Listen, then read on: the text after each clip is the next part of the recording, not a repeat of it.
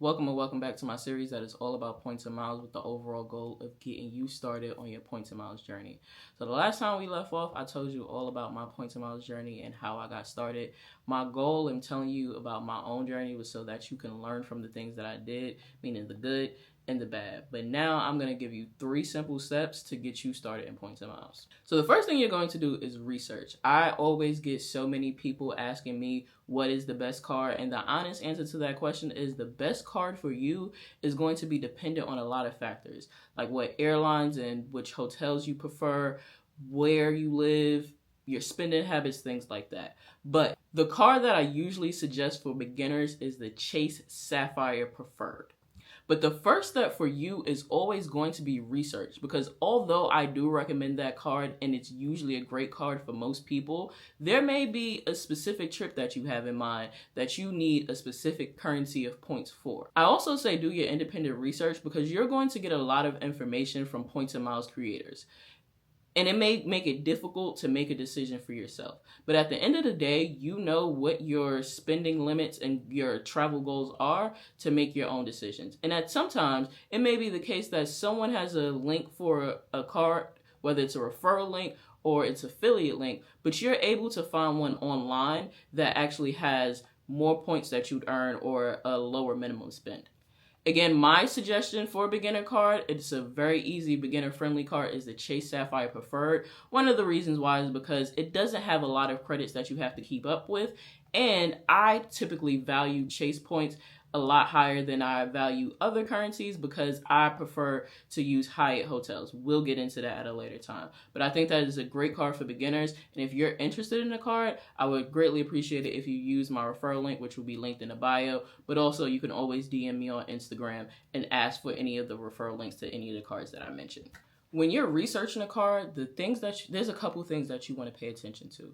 One is you want to look at what that sign-up bonus is. A sign-up bonus is a set amount of points that you'll get once you spend a certain amount of money in an allotted period of time on that card. It's important to look at if historically the sign-up bonus has been higher and if you are willing to wait longer for the sign-up bonus to increase. You want to consider if you have plans to actually spend that amount of money in that period of time.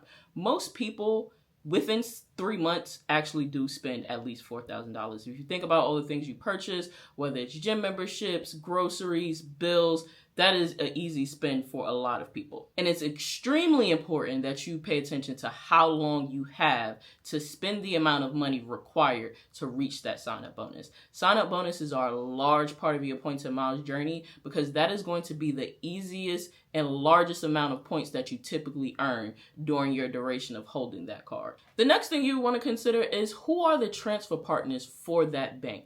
For example, Chase is going to be the only bank that transfers to Hyatt.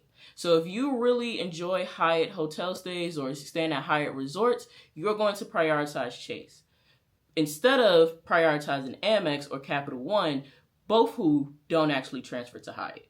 Once you've actually done that research, the next thing you're going to do is apply for the card. So when applying for cards, or just generally a rule of thumb that I stick by for recommending someone get into points and miles, please make sure you have at least a 700 credit score. 700 and higher is usually going to ensure that you actually get approved.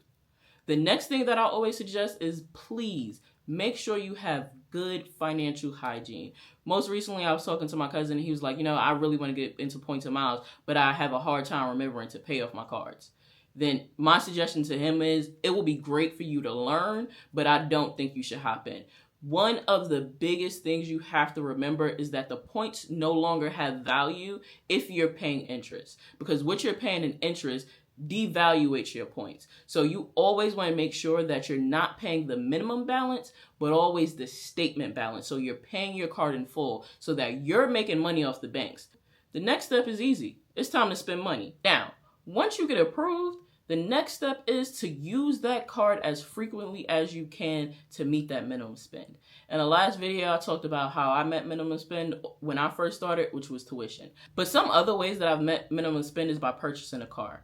I previously told this story on Instagram and on TikTok, but what a lot of people don't know is at car dealerships, you can use a credit card.